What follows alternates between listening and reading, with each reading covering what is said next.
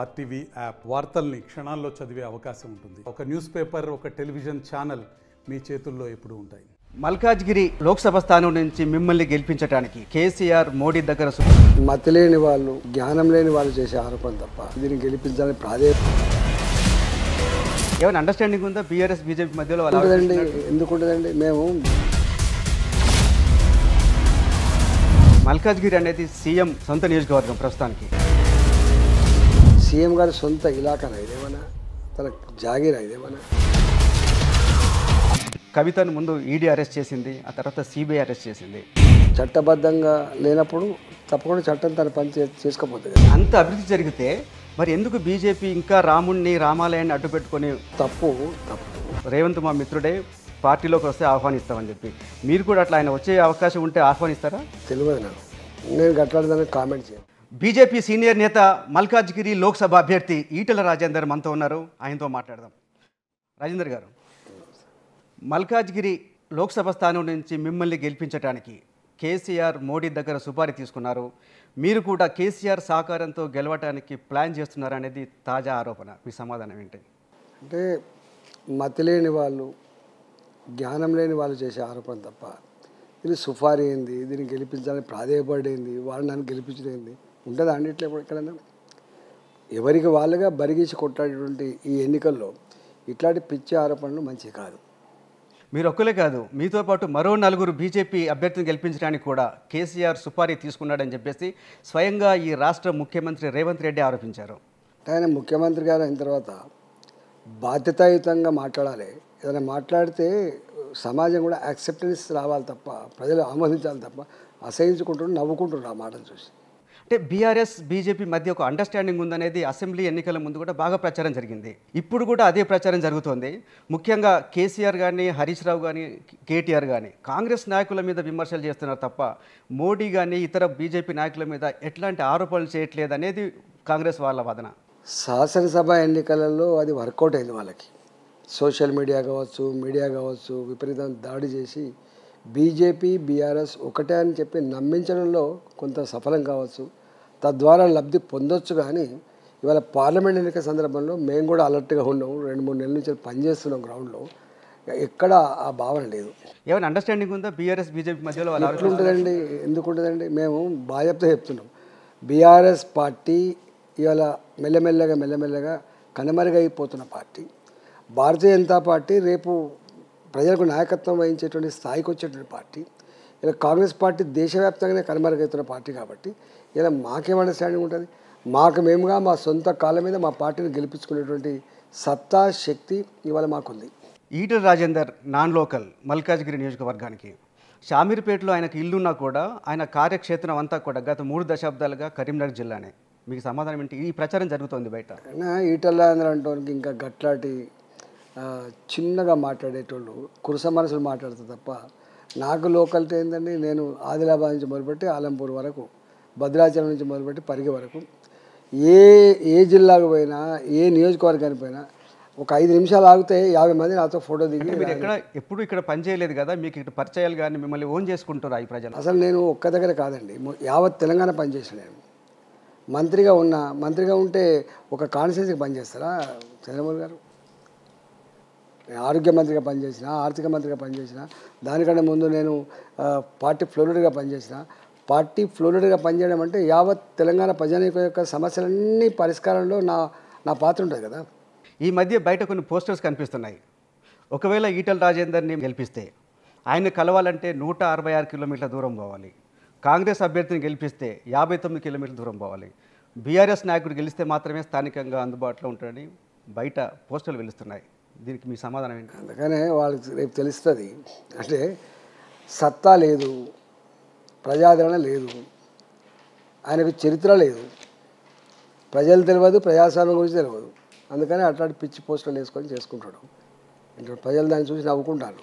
ఎందుకంటే నేను ఇక్కడ ఇప్పుడు కాదు, 92 అంటే దాదాపుగా అవి 8 సంవత్సరాలు, 32 సంవత్సరాలుగా నేను అల్వాల్లో ఈ ప్రాంతంలో ఉంటున్నాను. నేను అలియాబాద్లో ఇక్కడ ఉంటున్నాను. నా దగ్గరికి యావత్ తెలంగాణ ప్రజానీకం ఏదో ఒక సందర్భంలో ఏదో ఒక రోజు వచ్చిపోయి ఉంటారు. నన్ను పట్టుకొని మీరు 169 కిలోమీటర్ల పిచ్చి మాటలు అందుకని రాజకీయ జ్ఞానం ఉండాలి, పరిజ్ఞానం ఉండాలి, రాజకీయ పరిజ్ఞానం ఉండాలి. లేదు పాపం ఆయన, నేను దాన్ని చూసి జాలిపడుతున్నాడు ఆయన. ఒకటి ప్రధానంగా జరుగుతున్న చర్చ ఈటెల రాజేందర్కు స్థానిక బీజేపీ నాయకుల నుంచి సపోర్ట్ లేదు. ముఖ్యంగా టికెట్ ఆశించి భంగపడ్డ మురళీధర్రావు కావచ్చు, చాడా సురేష్ రెడ్డి కావచ్చు, పన్నాల హరీష్ కావచ్చు, వీళ్ళెవరు మీతో ప్రచారంలో లేరనేది బాగా బయట వాదన ఉంది. అసలు ఈ ఇష్యూ టికెట్ అందరూ ఆశించడం తప్పు కాదు. ఆశించిన తర్వాత ఎవరికో ఒకరికైతే టికెట్ ఇస్తాం కదా. మురళీధరరావు గారున్నా, నేనున్నా, ఇంకెవరు ఆ స్థానంలో ఉన్నా హైకమాండ్ ఒకరికే టికెట్ ఇస్తాయి కదా. ఇచ్చినప్పుడు నాకు తెలిసి అందరూ ప్రత్యక్షంగా పాల్గొని ఎన్నికలు గెలిపించడానికి ప్రయత్నం చేస్తున్న వాళ్ళు కొంతమంది ఉన్నారు, పరోక్షంగా ఉండి సపోర్ట్ చేసేవాళ్ళు ఉన్నారు. అంతే తప్ప ఎవరు ఈయనకు పని చేయొద్దు అని చెప్పు. కానీ ఈ నాయకులు ఎవరు మీతో ప్రచారంలో పాల్గొనడానికి కారణం ఏంటి? వస్తుండ్రు, అక్కడక్కడ సురేష్ రెడ్డి గారు వచ్చిపోయిండ్రు, హరీష్ రెడ్డి గారు ఏమో రిజైన్ చేసిండ్రు, మురళీధరరావు గారు ఏమో నేషనల్ లీడర్ కాబట్టి వారికి వివిధ బాధ్యతలు ఉన్నాయి కాబట్టి వారు పని చేసుకుంటుంది తప్ప అట్లాంటిది ఎక్కర్లేదు. అందరు పనిచేస్తున్నారు. రామచంద్రరావు గారు ఆశించిండు అట్లాంటి, మనం మల్క కొమ్రే గారు ఆశించిండ్రు, వారి లెవెల్లో వారు పనిచేస్తున్నారు. ఎవ్వరు పని చేయకుండా ఒక్క హరీష్ రెడ్డి గారు మాత్రం రాజీనామా చేసిండ్రు. మురళీధరరావు గారు జాతీయ నాయకులు కాబట్టి వారి బిజీలో వారు ఉన్నారు. మిగతా అందరూ కలిసికట్టుగా పనిచేస్తున్నారు. అంటే స్థానిక నాయకులు మీకు కోఆపరేట్ చేయకపోవడం వల్ల మీరు హుజురాబాద్ నుంచి కార్యకర్తలను తెచ్చుకొని ప్రచారం చేస్తున్నారనేది కూడా ప్రచారం ఉంది. ఇక పిచ్చోళ్ళు చేసే ప్రచారాన్ని నేను సమాధానం చెప్తాను. ఎందుకు వస్తారండి? మాకు అక్కడ బండి సంజయ్ గారు ఉన్నారు, మా పార్టీ అభ్యర్థిని గెలిపించుకునే అక్కడే ఉన్నది అక్కడ. ఎప్పుడన్నా వస్తే జనరల్గా హైదరాబాద్కు పని మీద వస్తూ ఉంటారు, దవాఖాన్ల పని మీద కావచ్చు, ఇతరత పని మీద కావచ్చు. పని మీద వచ్చినప్పుడు కలిసిపోతుండొచ్చు, కానీ ఇవాళ ఇక్కడ లేకపోతే నా కార్యకర్తలు లేరంట అండి, వీళ్ళకు లేరు. నాకు ప్రతి ఊర్లో 100 మంది అభిమానులు ఉంటారు, గుర్తుపెట్టుకోండి, 100 మంది. రాజేంద్రన్న నిన్ను గెలిపించుకోవాలి, ఉద్యమకారులుగా ఉన్నవాళ్ళు కావచ్చు. ఇలా అనేక సందర్భాల్లో వాళ్ళ సమస్యల మీద నేను కొట్లాడినప్పుడు అటాచ్ అయినటువంటి వాళ్ళు ఇలా మా అంగన్వాడీ టీచర్లు ఎవరి కోసం చేస్తారండి? మా ఆశా వర్కర్లు, మా సెకండ్ ఏఎన్ఎంలు, మా గ్రామ కార్యదర్శులు, మా విఆర్ఓ. ఎందుకు మీ పార్టీ నాయకులు మొదటి నుంచి ఉన్న వాళ్ళు మీ పార్లమెంట్ ఎలక్షన్ల ముందు మీ పార్టీని వదిలేసి వెళ్ళిపోతున్నారు? కూన శ్రీశైలం గౌడ్ కావచ్చు, శ్రీ గణేష్ కావచ్చు. ఎందుకు మీరు వాళ్ళతోటి పని చేయించుకోలేకపోతున్నారా? మీరు వాళ్ళతో కలిసి పని చేయలేకపోతున్నారా? అసలు ఎంత ఎలక్షన్లప్పుడు అన్ని నియోజకవర్గాలు కూడా ఇటోళ్ళు అటోళ్ళు ఇటు, అందులో ముఖ్యంగా ప్రలోభాల ప్రవాహాలు కొనసాగుతున్న ఈ రోజులలో ప్రలోభాలు, విపరీతమైన డబ్బులు ఆఫర్ చేయడం, లేకపోతే మీకు ఈ పని ఉన్నది, ఈ పని చేసి పెడతాం రాండి అని చెప్పడం, ఇట్లా రకరకాల ప్రలోభాలు. లేకపోతే అధికార పార్టీలో ఉంటే కొంచెం లాభం అవుతుందని భావన ఉండొచ్చు. కానీ మీ సొంత మనిషి, మీరు స్వయంగా నిలబెట్టిన పులిమామిడి రాజు కూడా మిమ్మల్ని వదిలేసిపోయాడు. ఇట్లా సొంత మనుషులు సంగారెడ్డిలో మీరే టికెట్ ఇప్పించారు కదా ఆయనకి. అని నేను అందరి గురించి చెప్తాను. నాట్ ఓన్లీ సంగారెడ్డి అండి, 119 నియోజకవర్గాల్లో ప్రతి నియోజకవర్గం వరకు చర్చ జరుగుతున్నప్పుడు ఇలాంటి అన్ని పులిమామిడి రాజు కావచ్చు, వాళ్ళు ఇంకొక XY కావచ్చు, ఎవరైనా కావచ్చు. ఇప్పుడు ఎవరితో పర్మనెంట్గా ఉంటారనే భావన ఉండదు, గుర్తుపెట్టుకోండి. ఎవరు శాశ్వతంగా ఈయన మనిషి ఈయనతోనే ఉంటాడనేది బట్టి తప్పుడు అభిప్రాయంతో ఉండరు. రాజకీయ పరిజ్ఞానం ఉన్న వాళ్ళు ఎప్పుడు కూడా ఈ మాట మాట్లాడరు.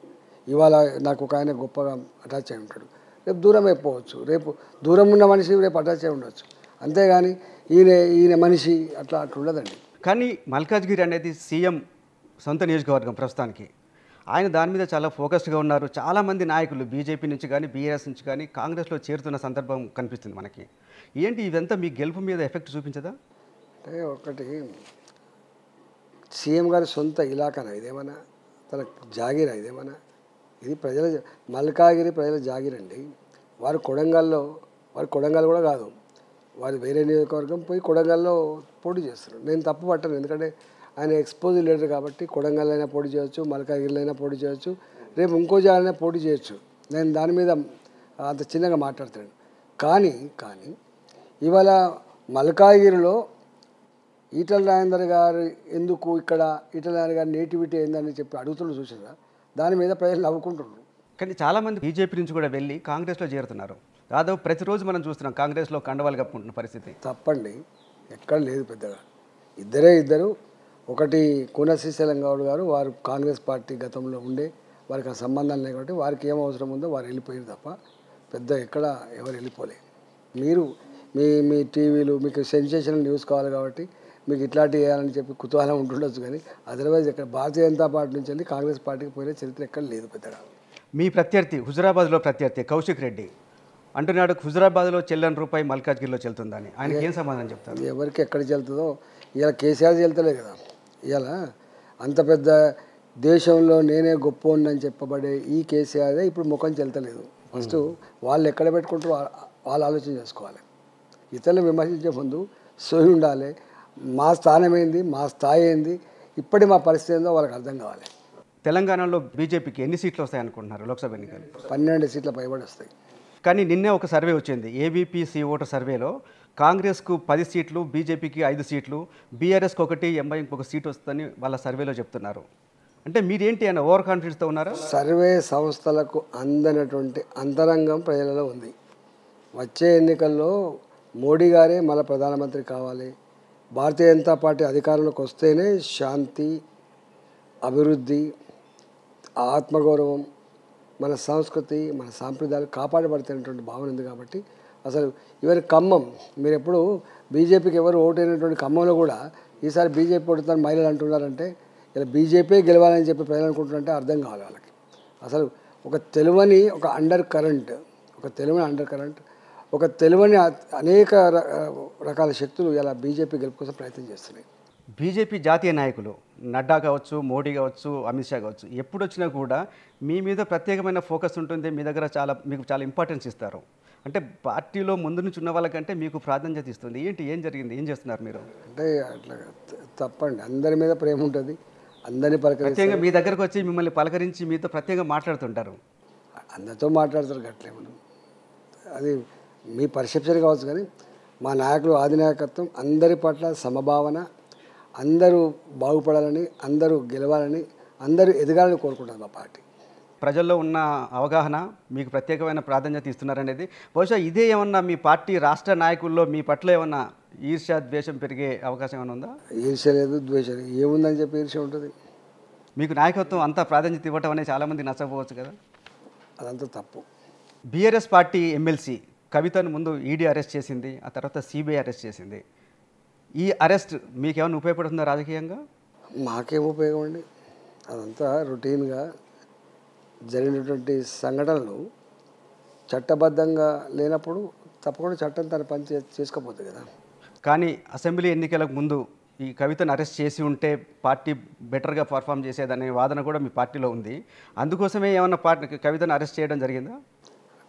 దాంతో ఎన్నికల, శాసనసభ ఎన్నికలకు కానీ పార్లమెంట్ ఎన్నికలకు కానీ కవిత అరెస్ట్ మాకు సంబంధం లేదు.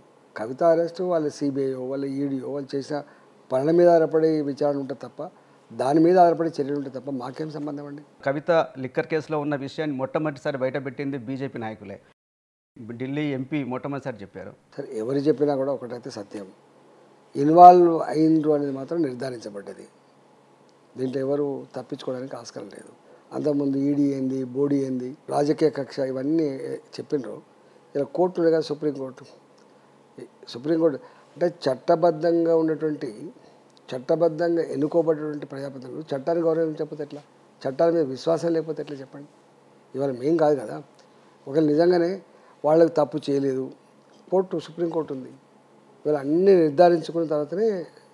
కరీంనగర్ చెందిన మంత్రి పొన్నం ప్రభాకర్ మోడీ 10 ఏళ్ల పాలనలో అభివృద్ధి జరగలేదు, కేవలం దేవుణ్ణి, మతాన్ని అడ్డుపెట్టుకొని ఓట్లు దండుకునే ప్రయత్నం చేస్తున్నారని ఆరోపించడమే కాదు, ఒకరోజు దీక్ష కూడా చేశారు.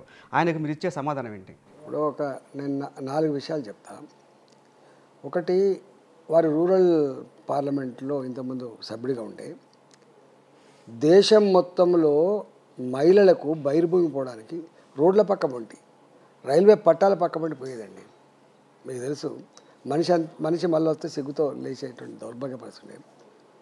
అట్లాంటి 75 సంవత్సరాల తర్వాత ఇవాళ మోడీ గారు మహిళల ఆత్మగౌరవం పెరగాలి, మహిళలకు బహిర్భూమి కూడా కట్టేయాలి అని చెప్పి స్వచ్ఛ భారత్ తీసుకొచ్చి 12 కోట్ల ఇళ్లలో టాయిలెట్స్ కట్టించింది. మరి అంత డబ్బు ఇంపార్టెంట్ కాదు, ఇష్యూ, సమస్య ఎంత ఇంపార్టెంట్. ఇప్పుడు ఎంత పెద్ద మనిషి అయినా అసలు న్యాచురల్ కాల్ కోసం ఎంత ఇబ్బంది ఉంటుందో మీకు తెలుసు. అందులో మహిళలు వెనకటి లెక్క కంచెలు లేవు కదా. ఇప్పుడు మీరు రూరల్ ఏరియా నుంచి వచ్చిండ్రు, వెనకటి లెక్క కంచెలు ఉన్నాయా ఊర్లలో చెప్పండి, బాయిగడ్డలు ఉన్నాయా, సాటు ఉందా చెప్పండి. ఇలా ప్రతి ఇంచు భూమిని కూడా వ్యవసాయం చేసుకుంటున్న సందర్భంలో ఇవాళ ఎవరు ఆలోచన చేసినండి? ఇది ఒక్కటి చాలా, అంటే సమాజం పట్ల ప్రధానమంత్రి మోడీ గారికి ఉన్న కమిట్మెంట్. రెండవది, ఇవాళ నేషనల్ హైవేస్ ఉన్నాయి. నేను చెప్పడం కాదు, కేసీఆర్ గారు అసెంబ్లీలో మాట్లాడిన తీసుకోండి. 2014 పూర్వము 11 కిలోమీటర్ల హైవేస్ నిర్మాణం అయ్యేది. ఇవాళ 37 కిలోమీటర్లు పర్ డే కన్స్ట్రక్షన్ అవుతుందండి. ఏం పోలుస్తాను? నేను ఒక 2-3 ఎగ్జాంపుల్ చెప్తా. All India institute of medical sciences Nehru గారు స్థాపించారు. ఫస్ట్ మనకు ఒకటి పెట్టారు. ఆ తదుపరి రెండవ ఇన్స్టిట్యూట్ ఎప్పుడు వచ్చింది? వాజ్పేయి గారి నాయకత్వంలో వచ్చింది. వాజ్పేయి గారు ప్రధానమంత్రి ఉన్నప్పుడు వచ్చింది. మూడవ all India institute of medical science ఎప్పుడు వచ్చింది? మన్మోహన్ సింగ్ గారు ఉన్నప్పుడు వచ్చింది. ఇవాళ మోడీ గారి 10 సంవత్సరాల కాలంలో 16 all India institute of medical science వచ్చినాయి. ఈ అంటే స్వతంత్రం వచ్చినప్పటి నుంచి మోడీ గారు వచ్చేంత వరకు 3 ఉంటే ఇవాళ 10 ఏళ్ల కాలంలో 16 వచ్చినాయి. ఏం పోలుస్తావు? కానీ అంత అభివృద్ధి జరిగితే మరి ఎందుకు బీజేపీ ఇంకా రాముణ్ణి రామాలయాన్ని అడ్డు పెట్టుకొని ప్రచారం చేసుకొని ఓట్లు అడగాల్సిన అవసరం ఏంటి? మాకు ఇంటింటికి అక్షింతలు పంపిస్తున్నారు. తప్పు. ఇవాళ మీకు ఎంత ఆస్తి ఉన్నా, ఎంత బిజినెస్ ఉన్నా, ఎంత గొప్పగా ఎదిగినప్పటికీ కూడా విశ్వాసం అనేది ఉంటుంది. భారతీయ సంస్కృతి, భారతీయ సాంప్రదాయాలు మీకు తెలియంది కాదు. ఇవాళ రాముని ఇయ్యాల మేము కొడుతుంది. మొత్తం ప్రపంచానికే 2 ఇతిహాసాలు అందించిన దేశం భారతదేశం. ఒకటి రామాయణ ఇతిహాసం అందించింది, ఒకటి మహాభారత ఇతిహాసం అందించింది. మహాభారతంలో శ్రీకృష్ణుడు ఎంత గొప్పగా చెప్తాడు అనేది ఇవాటికి లైవ్ ఉంటుందండి. అంటే రాజులు ఎట్లుండాలి, రాజ్యం ఎట్లుండాలి, ప్రజలు ఎట్లుండాలి, రాజుకు ప్రజలకు సంబంధం ఎట్లుండాలి, ఇవన్నీ. కానీ పుత్రవాత్సల్యం ఎంత నష్టం చేస్తుంది. రామాయణం ఇతిహాసం ఎంత గొప్పగా చెప్పింది చూడు. ఎన్ని వేల సంవత్సరాల క్రితం రామాయణం రాముడు వేల సంవత్సరాలుగా ఉంటే ఇప్పుడు ఎందుకు అది పొలిటికల్ ఇష్యూ అవుతుంది? ఇప్పుడు ఎందుకు బీజేపీ తమ ఎజెండాగా మార్చుకుంది? ఎజెండాగా మేమేం మార్చుకోలేదు. మా ఎజెండాలో 2 ఉన్నాయి. ఒకటి ఒకే దేశం ఒకే చట్టం అనేది ఈ దేశం అమలు కావట్లేదు. జమ్మూ అండ్ కాశ్మీర్ ప్రతిసారి ప్రపంచ వేదికల మీద అదొక ఇష్యూ అవుతున్నది. మా భూమి గురించి, మా రాష్ట్రం గురించి, మా ప్రజల గురించి మాట్లాడే హక్కు మీకు ఎవడిచ్చిందని చెప్పి ఇలా 370 ఆర్టికల్ తీసి పక్కకు పెట్టి ఇలా అక్కడ కూడా స్వేచ్ఛ, స్వతంత్రం, ఇలా భారతీయత ఇవాళ మా 3 రంగుల జెండా బాధ్యత ఎగురుసుకునే స్థాయికి వచ్చింది. ఇవాళ నా జమ్మూ అండ్ కాశ్మీర్ కూడా స్విట్జర్లాండ్ లాంటి ప్రాంతంగా డెవలప్ అయిందని చెప్పి భావిస్తున్నాను. నెంబర్ 1. నెంబర్ 2, ఇవాళ ఎందుకు మాట్లాడి 500 ఏళ్ల క్రితం కోల్పోయినటువంటి మా రామ మందిరాన్ని నిర్మించి తీర్చమని చెప్పినాం. ఇవాళ అవకాశం వచ్చింది, బ్రహ్మాండంగా నిర్మించడం. ఇవాళ దాని దేశ ప్రజానీకానికి మంచి జరగాలని చెప్పి మీకు తెలిసి ఎక్కడ గుడిని స్థాపించుకున్నాం, మొత్తం పెద్ద ఎత్తున పండుగ జరుగుతుంది. అట్లాంటి పండుగని దేశంలో జరిగింది. రాముడు అందరివాడు, బీజేపీ సొత్తు కాదు, రాముడిని మొక్కుదాం, బీజేపీని తొక్కుదాం అని చెప్పేసి బీఆర్ఎస్ నాయకుడు కేటీఆర్ పిలుపునిచ్చారు. ఏం చెప్పదలుచుకున్నారు? ఇట్లా ఈ అహంకార మాటలు ఇట్లాంటి మాట్లాడుకొని అదైంది. ఎప్పుడు కూడా ప్రజల విశ్వాసాలను అగౌరవపరిచే ప్రయత్నం ఎవరు చేయొద్దండి. ఇది మంచిది కాదు. అహంకారంతో కూడా రాముడు అందరివాడుగా ఎవరంటాలో అందరివాడు కాదని, ఎవరంటాలో ఎవరు కాదంటాలా, అందరివాడే రాముడు. కానీ నీవు రాముడి పట్ల నీకున్న అభిప్రాయం ఏంది, ప్రజలకున్న అభిప్రాయం ఏంది? రాముని మొక్కుదాం అంటున్నాడు. రాముని మొక్కుదాం, బీజేపీని తొక్కుదాం అనేది ఆయన నినాదం. ఎవరెవరిని తొక్కుతారో తెలిసిపోతారు రేపు ముందు. మోడీ, బీజేపీ అగ్రనాయకులు అందరూ కూడా పదే చెప్తుంటారు మేము అవినీతి మీద పోరాడతామని. కానీ ఎవరినైతే అవినీతి పరులుగా ముద్రేశారో అదే నాయకుల్ని పార్టీలో చేసుకొని వాళ్ళకే టికెట్లు ఇచ్చి వాళ్ళకే అందలం మీద ఎక్కిస్తే బీజేపీని నమ్ముతారా? నిజంగా వీళ్ళు అవినీతి మీద పోరాటం చేస్తున్నారని ప్రజలు నమ్ముతారా? ఇది ద్వంద్వనీతి కాదా? ఇక్కడ అట్లాంటిదైతే లేదు. నేను ఫర్ ఎగ్జాంపుల్ చెప్తాను. అశోక్ చవాన్ ఉన్నాడు. అశోక్ చవాన్ మీకు మహారాష్ట్రలో అపార్ట్మెంట్ కుంభకోణంలో ఉన్నాడు. అజిత్ పవార్ ఉన్నాడు. 25,000 బ్యాంక్ కుంభకోణంలో ఉన్నాడు. అట్లా ఇంకా నేను మీకు చాలా చెప్పగలుగుతాను. నవీన్ జిందాల్ ఉన్నాడు. మధు కూడా ఉన్నాడు. మధు కూడా ఇప్పుడు వాళ్ళ భార్య వెళ్ళి బీజేపీని కలిసిన తర్వాత ఆయన కేసులు తగ్గించే ప్రయత్నం జరుగుతుంది. గాలి జనార్దన్ రెడ్డి ఉన్నాడు. తపస్ రాయ్ ఉన్నాడు, లేటెస్ట్గా వెస్ట్ బెంగాల్ నుంచి. ఆయన కూడా బీజేపీలో చేరాడు. నవనీత్ కౌర్, ఆమె కులం సర్టిఫికేట్ వచ్చిన తర్వాత ఆమె ఇష్యూ తర్వాత ఆమె బీజేపీలో చేరింది. ఎందుకు అవినీతి పరుల్ని మీ పార్టీలో చేర్చుకొని వాళ్ళు పునీతులు అయిపోతారా మీ పార్టీలో చేరితే? మా పార్టీ మూల సిద్ధాంతం ఏం తెలుసా అండి? అవినీతి రహిత దేశం చేయాలని, అవినీతి రహిత పాలన కొనసాగాలని చెప్పి కోరుకునే పార్టీ.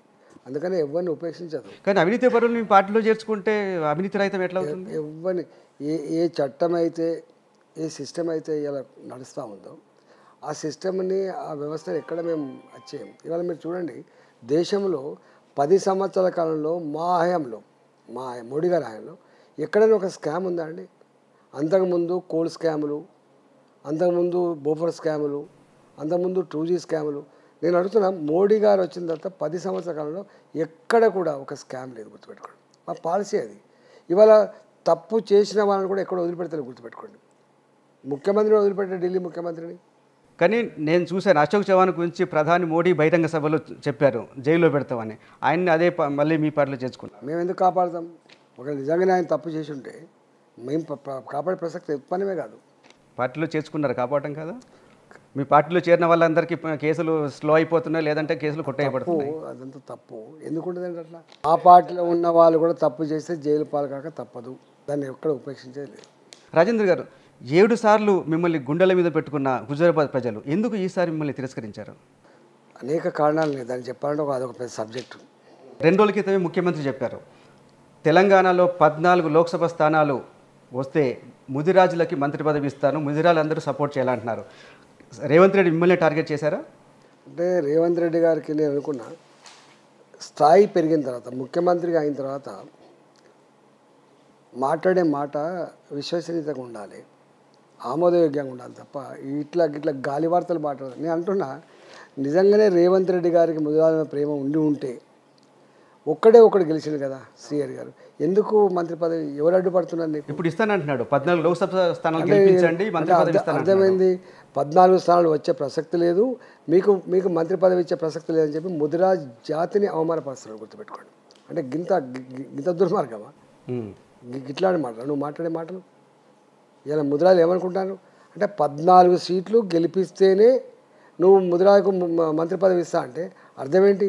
14 సీట్లు వచ్చేది లేదు, ముదిరాజులకు మంత్రి పదవి ఇచ్చేది లేదు. ఇది ముదిరాజ్ జాతి పట్ల నీకున్నటువంటి ప్రేమ. లోక్సభ ఎలక్షన్ తర్వాత రేవంత్ రెడ్డి బీజేపీలో చేరతాడని చెప్పి చాలామంది అంటున్నారు, ముఖ్యంగా బీఆర్ఎస్ నాయకులు. అట్లా జరిగే అవకాశం ఏమైనా ఉందా? తెలియదు. మీ పార్టీ ఎంపీ అరవింద్ కూడా అంటున్నారు, రేవంత్ మా మిత్రుడే, పార్టీలోకి వస్తే ఆహ్వానిస్తామని చెప్పి. మీరు కూడా అట్లా ఆయన వచ్చే అవకాశం ఉంటే ఆహ్వానిస్తారా? తెలియదు నాకు. మీ అభిప్రాయం ఏంటి? నేను గట్లాడదానికి కామెంట్ చేయను. నేను రేవంత్ రెడ్డి సర్కార్ ఏడాది కూడా పూర్తి చేసుకోదు, మధ్యలోనే కూలిపోతుందని చెప్పేసి బీఆర్ఎస్ నాయకులు అంటున్నారు, బీజేపీ నాయకులు అంటున్నారు. అట్లా కూలిపోయే అవకాశం ఉందా? ఆ ప్రభుత్వం 5 ఏళ్ళు కొనసాగాలని, ఇచ్చిన హామీలన్నీ కూడా అమలు చేయాలని చెప్పి కోరుకుంటున్నా.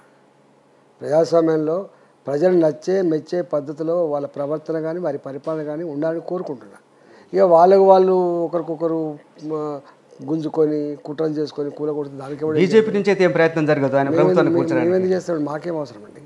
అంటే ఏకనాథ్ షిండేలను తయారు చేస్తారనే వాదన కూడా వస్తుంది. ఏకనాథ్ షిండే మళ్ళీ చెప్తున్నా, ఏకనాథ్ షిండే గురించి తప్పుడు ప్రచారం జరుగుతుంది. కానీ ఏకనాథ్ షిండే ఇప్పుడు బాల్ ఠాకరే పార్టీ భారతీయ జనతా పార్టీతో కలిసి పోటీ చేసిండ్రు, మిత్రపక్షం కలిసి గెలిచిన తర్వాత వారి స్వార్థం కోసం వారికి బద్ధశత్రువైన కాంగ్రెస్ పార్టీతో జతకట్టి ప్రభుత్వం ఏర్పాటు చేశారు. అక్కడి మహారాష్ట్ర ప్రజానికం దాన్ని యాక్సెప్ట్ చేయలే, విత్ ఇన్ ద పార్టీ కూడా యాక్సెప్ట్ చేయలే.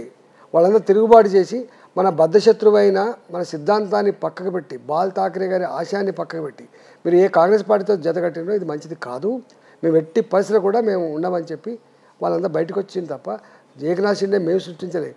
ఏకనాథ్ షిండే ఆ నిర్ణయం తీసుకునే కారకుడు, స్వార్థంతో కూడుకున్నటువంటి నిర్ణయం తీసుకున్న వాళ్ళు కారణం. ఓకే, అంటే మీరైతే ఏ పార్టీని చీల్చే ఉద్దేశం మీకు లేదు? నాకేం అవసరం అండి. ఓకే, గజ్వేల్ హుజూరాబాద్ 2 చోట్ల ఓటిన తర్వాత మీకు మల్కాజ్గిరిలో గెలుపు అనేది డూ ఆర్ డై సిచ్యువేషన్. ఏమన్నా నర్వస్గా టెన్షన్గా ఉన్నారా? నాకేం టెన్షన్ అసలు. మేము ఎమ్మెల్యే కొత్తనా మంత్రి కొత్తనా అనేక బాధ్యతలు నిర్వహించిన మేము పవర్ మాంగర్స్ కాదు, అధికారం కోసం అరులు సాచే వాళ్ళం అంతా కూడా కాదు. ఆల్రెడీ అన్నీ చేసుకోగలను. కానీ మల్కాజ్గిరిలో మీరు అనుకున్నట్టుగా టెన్షన్ అక్కర్లేదు, అస్పష్టత కూడా లేదు, స్పష్టత ఉంది. మల్కాజ్గిరిలో గెలిచే పార్టీ భారతీయ జనతా పార్టీ, ఎగిరే జెండా కాషాయ జెండా, అందులో ఏం అనుమానం లేదు. వాటిగా ఆశ దింపుడు కల్లంగాడ ఆశతోటి డబ్బులు ఖర్చు పెడితే పెట్టచ్చు, నాయకులను కొనుక్కోవచ్చు, నాయకులు ప్రలోభ పెట్టచ్చు, నాయకులు ఎత్తుకపోవచ్చు, దౌర్జన్యం కూడా చేయవచ్చు. కానీ అది చెల్లదు. తెలంగాణలో గుర్తుపెట్టుకోండి, ప్రేమకు లొంగుతుంది తెలంగాణ సమాజం తప్ప దౌర్జన్యానికి, ధన ప్రవాహానికి, దుర్మార్గానికి లొంగదు. మీ కుటుంబం నుంచి ఎవరైనా రాజకీయాల్లోకి వచ్చే అవకాశం ఉందా? ఎవరైతే రాలే. ఇప్పుడు గతంలో మీ శ్రీమతి జమున గారి పేరు వినిపించింది, హుజూరాబాద్లో పోటీ చేస్తారని. అసలు ఎవరికి ఇష్టం లేదు, గుర్తుపెట్టుకోండి. వచ్చిందా ఎక్కడైనా ఎవరైనా నిర్మలంగా చూసినావా? అంటే ప్రచారంలో అయితే పాల్గొంటున్నారు, పాల్గొంటారు కదా. నేను పోటీ చేస్తున్నప్పుడు నా కోసం నాకు తీరకపోతే నాకు సపోర్ట్గా రాదా మా భార్య? చెప్పండి. పోటీ చేసే ఉద్దేశం అయితే లేదు, ఎప్పుడు లేదండి. మల్కాజ్గిరిలో గెలుపు కోసం మోడీ చరిస్మాని నమ్ముకున్నారా? ఈటల రాజేందర్కు ఏమైనా ప్రత్యేకమైన ఎజెండా ఉందా? భలే అడుగుతున్నారు. ఈటల రాజేందర్ అంటూ చరిత్ర ప్రతి ఇంట్లో ఉంటుంది. తెలంగాణ సమాజంలో 22 ఏళ్ళుగా 23 ఏళ్ళుగా ఉద్యమకారుడిగా, ఆర్థిక మంత్రిగా, కష్టకాలంలో కరోనా మంత్రిగా నన్ను గుర్తుపట్టని, నేను తెలియని కుటుంబం లేదు. గుర్తుపెట్టుకోండి, కుటుంబం. నేను స్పెసిఫిక్గా మల్కాజ్గిరి కోసం ఇది చేస్తానని చెప్పగలుగుతారా? రెండవది, ఇలా కేంద్రంలో వచ్చేది మోడీ ప్రభుత్వమే కాబట్టి ఇప్పటికే 10 సంవత్సరాల కాలం మోడీ చరిష్మా కావచ్చు, మోడీ గారు 10 సంవత్సరాల కాలం చేసుకున్నటువంటి పనులు కావచ్చు, అభివృద్ధి కావచ్చు, ఇవన్నీ కలగలిసే రేపు రిజల్ట్ వస్తుంది. ఒక్క ఈటల గారి చరిష్మా లేకపోతే ఒక ఇది కాకుండా 10 సంవత్సరాల కాలంలో మోడీ గారు చేసిన ప్రతి పని కూడా కౌంట్ అయింది, అది రిజిస్టర్ అయి ఉంది. కాబట్టి ఇవన్నీ గిట్ల అవుతాయి. సరే, మోడీ ప్రభుత్వం వస్తుందని బాగా ప్రచారం జరుగుతుంది. మోడీ ప్రభుత్వంలో ఈటెల రాజేందర్ని మంత్రిగా చూసే అవకాశం ఉందా? తెలియదు. అలాంటి మీ ఆశ, కోరిక? ఈ ఆశలు మనం పెట్టుకుంటాం, అవసరాన్ని బట్టి వస్తాయి. ఓకే, థ్యాంక్ యూ రాజేందర్ గారు. మరిన్ని వీడియోస్ కోసం ఛానల్ ని సబ్స్క్రైబ్ చేయండి, లేటెస్ట్ అప్డేట్స్ కోసం వాట్సాప్ ఛానల్ ని ఫాలో చేయండి అండ్ లింక్ డిస్క్రిప్షన్ లో ఉంది.